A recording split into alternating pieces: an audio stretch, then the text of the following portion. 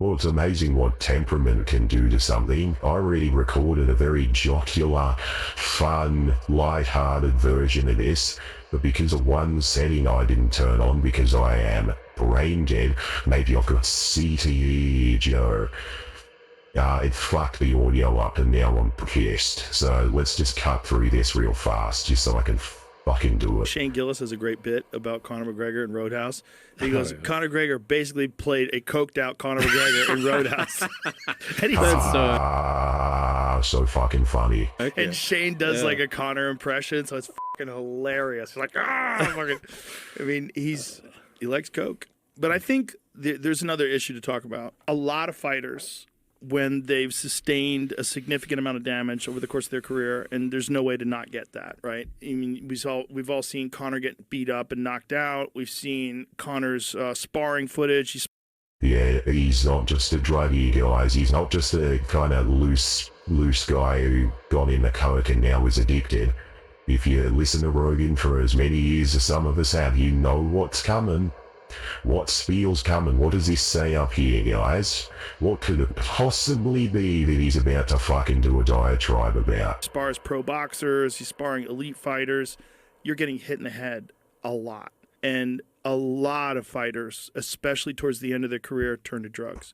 And I think there's probably like a constant state of discomfort that they live in, where their dopamine levels are all fucked up, their cortisol levels are all fucked up. Their body's just, you're not supposed to get punched in the head 1,000 times a year. It's just not supposed to. Correct. But what about the fighters, championship level fighters? Some of the greatest, far better than Conor, like Mighty Mouse or GSP. Super appearingly so. By appearances, they seem to have super regulated, normal personalities. Quite intelligent, both of them. GSP, Robert Whittaker, champion. Video gamer, nice guy, family guy, not a druggie.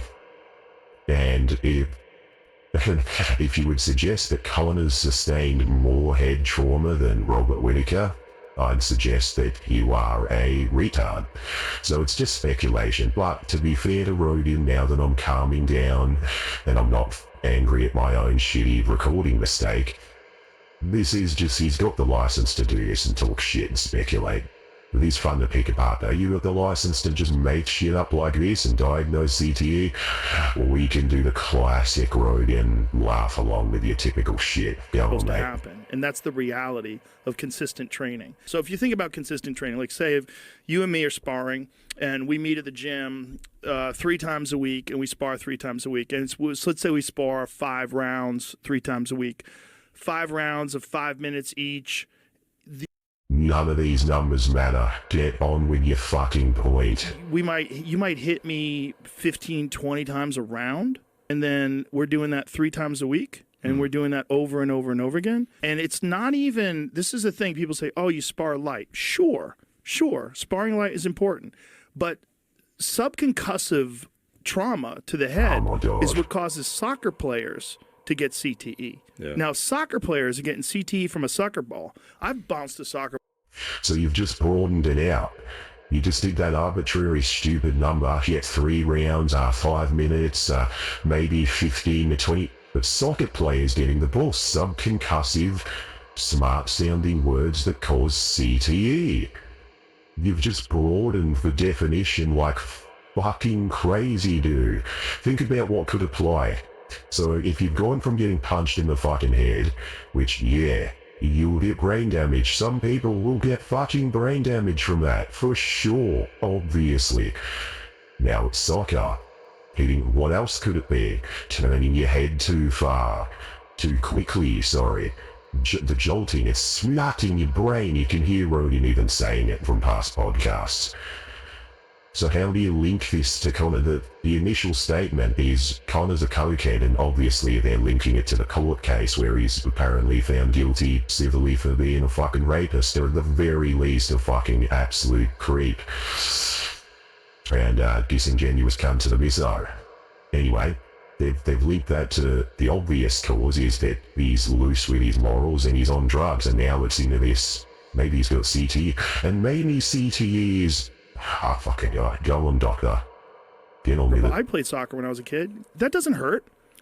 But that thump, Yeah. that's giving you CTE. People who ride jet skis get CTE.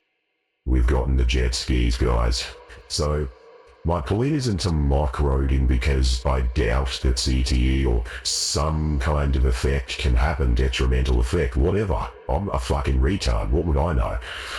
It's how broad it is. If it's true that it's this broad, then you can't attribute by default someone like Conor being a fucking cunt of a human on subconcussive CTE due to his sparring and his...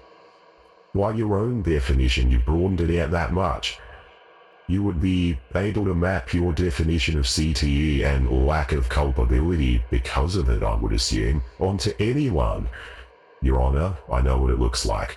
I know it looks like that I stole from that old lady and pushed her down a flight of stairs. But here's what you fail to realize. When I was 5, I played rugby.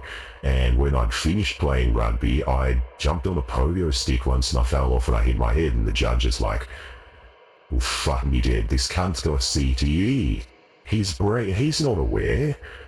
Let him off. TE. Wow. Do you know that? No, I didn't. My know friend Mark Gordon, who is an expert in traumatic brain injury, and he works at the Wounded Warrior Foundation. I think he works with them, but he Angel Warrior Foundation. He works with a lot of veterans that suffer from CTE and uses a lot of hormone replacement to help them because a lot of it is damage to the pituitary gland. Your endocrine system gets fucked up from, breaches, explosions, blown up in IEDs, all those kind of things. Like those guys Yep, riding a jet ski. Yep, soccer. are fucked. Like the inside of their brain is fucked. And there's a bunch of different therapies they apply to that. But the bottom line is that it's not just getting knocked out. It's just getting thumped a lot. Yeah. Just thumped in training. So if we're sparring, we're friends. If we were sparring, I wouldn't hit you hard. I'd hit you like that. You couldn't hit him, mate. You're like 4'9" max. Alright, but go on. Imply that you're the fight guy. I wouldn't try to kill you. I'd hit you like that. But that over and over again, you're gonna get brain damage. Fact. Yeah. No ifs, ands, or buts about it. You're gonna get brain damage. And if you're doing that over the course of a 10, 15-year career, Is that a fact, though? Like, intuitively, I'd even say, of course, why would I even... Like, I'm going out of my way to question Rogan for no reason. How is it a fact, though? What if it doesn't? What if it, causes initial damage, like, say, you fall over and scrape your knee, but the brain is able to heal, like the vast majority of it? This implication and this obsession he has with CTE is like, every knock you get to the head seems you more retarded every time, and there's no coming back. You just progressively turn into a retard. That's the impression I get anyway. think about all those camps, all those rounds, all those times you sparred, and not just sparred that way. How many collisions you know how many times I've been collided with doing jiu-jitsu? Fuck me, he's got to tie jiu-jitsu into it, mate. You're gonna have to let go. Jiu-jitsu is not fighting. Yeah, it's cool. It's a fucking sick martial art. People should do it, blah, blah, blah. Watch your alpha motivational video about how you need to do it because a real man, whatever.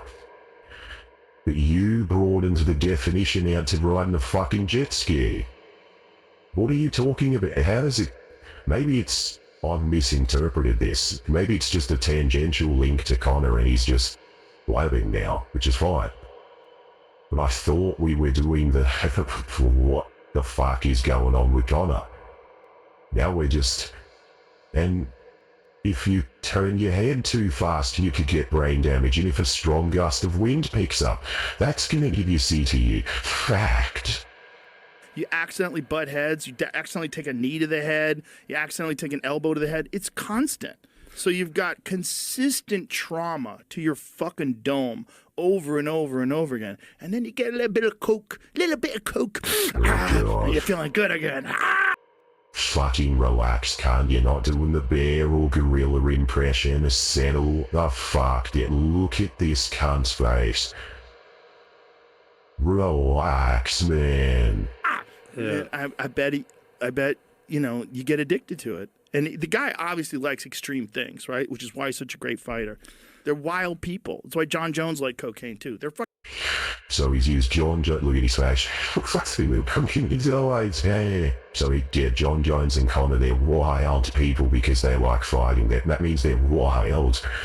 Until you actually just look at the vast span. The UFC's got like 800 fighters. They're not all wild. They're just people that engage in a sport that happens to, by its rule set, is more dangerous than every other sport because it's approximating fighting. It is fighting. Mighty Mouse, I said it before. Fucking world champion, one of the greatest ever. Totally normal, nothing wild about him. GSP. You'll find GSP in his spare time looking at dinosaur fossils. Nothing fucking wild about the guy. Robert Whittaker, you'll find him playing Skyrim because he's so fucking wild. And Robert Whittaker in particular is far more of a violent fighter than those two you referenced. He has been in humongous conflicts in some of his fights. I get it, the obsession to mythologize MMA guys that like treat them like they're kings and gods that are a tier above the rest of people. They're not. You can admire the sport all you fucking want. You can, if you're into chess, yeah, you're admiring chess, but you don't then deify the chess player. The way that he understands the board, he's 10 steps ahead of everyone, and then you Roganize it. So you're like, not only is he good at chess, but he can like manipulate his surroundings in the real world because of that. He's got that strategic mind. He's different. He's smarter. He's more calculated. Chill the fuck out, bro. Fucking wild people. They want to fight. Yeah. You know, they want to fight in a cage for a living. That's how they literally feed themselves, by beating the fuck out of skilled people. Yeah, I can imagine something like the brain cell death that literally occurs could almost result in a perpetual state of you now need drugs to achieve like baseline even to feel normal. Yeah. There's a drug I didn't mention earlier, but it's worth mentioning. You said what's not being tested for that's useful. In fighters, something called cerebrolysin is used to offset brain damage after fights, and not being tested for by WADA yet. And how does it work? It's like one of the only sources of active NGF and BDNF that you can actually grow new brain cells, essentially. Whoa. Yeah. Or offset deterioration as well after fighting. Why would you not let people take that? That seems like that should be standard. That should be given to everyone. You just said it's not approved yet. It's experimental. You need more testing. It's going through its trials. It's speculative at the moment. Rogan, in his obsession with things like legalizing weed, and your audience mostly fucking kids, I would dare say that a shitload of the percentages get them all fucking stoned and on NDA and that, acting like absolute fuck-ups. He is like, remember when Rogan was hawking Shroom Tech and Alpha Brain as if it does anything? Relax, guys. This fucking supplement obsession. Yeah, go fucking smoke a ciggy, mate. You know, the nicotine, I'm sure you could rationalize that all you want. Do whatever. Fucking prescribing this new experimental brain growth. Let's let him see if he does do that. He will. Like vitamins. Yeah. It's the pipeline of it getting through a clinical, like getting a clinical application. It's still in experimental phases, so I could see why it hasn't been getting widespread recognition. And for all we know, it's not going to prove to be super effective, but at least anecdotally from people I know who've used it, highly effective for neurogenesis. Yeah. What about somebody who doesn't have brain damage, just wants to get really smart? Yeah. Tough call. Oh my god, he just confirmed it's experimental. Hear the way he talks about that tough call. The way I interpret that is, fucking hell, you're not that stupid, are you, Joe? He thinks that, he thinks that if you take this, it's something to repair damaged brain cells, and what Rogan hears is, if you take it just adds to smartness. Like you have a smartness level like it's a number. And if you take this experimental drug, which you literally just heard about 10 seconds ago, it will just add to the level. Something smart. But hey, this gun's awesome. That might work, right? Yeah, a lot of people even nowadays yeah, are exposing yeah. themselves to things that make them stupider too. So it might even. Oh, that's the end of it. Yeah, good point, Derek. This is Rogan at his best, to be honest. It sounds like we're potting him left, right, and center, but this is where he's funniest. It's the stupid speculations or just the sheer randomness and funness of it. It's not even random, it's highly repetitious. He always does this CTE shit. Just like he always growls and does bear noises and shit.